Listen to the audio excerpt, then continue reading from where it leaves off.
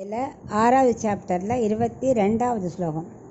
யம் லப்த்வா சாபரம் லாபம் மன்யதே நாதிகம் ததஹ யஸ்மின் நிஸ்ததோ ந துக்கேன குருநாபி விசால்யதே.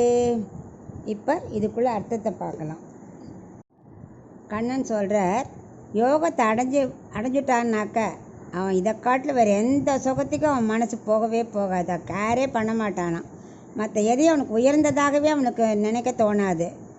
எது நழுவாமல் நின்று விட்டானோ, அதாவது ஸ்திரமாக எதில் நின்றுட்டானோ அவன் பெரிய துக்கம் வந்தாலும் கலங்குவதில்லை. அதுக்காக ஆத்ம சுகத்தை அடைந்தவன் சாப்பிடாமல் தூங்காமல் வேலை செய்யாமல் இருக்க மாட்டான், எல்லாம் பண்ணுவான். ஆனால் எல்லாம் ஆத்ம சுகத்துக்காகவே செய்கிறேங்கிற எண்ணத்தோடு செய்வான்.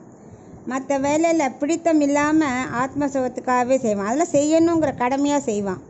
இப்போ ராமரோட லக்ஷ்மணர் காட்டுக்கு போனார். அங்கே போனேன், அவருக்கு என்ன, அவரோட ஒரே குறி என்ன, ராமருக்கு கைங்கரியம் பண்ணணும்.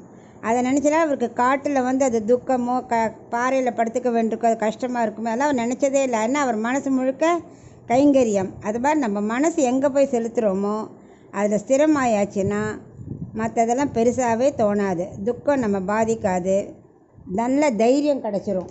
அதைத்தான் இந்த ஸ்லோகத்தில் அவர் சொல்கிறார்.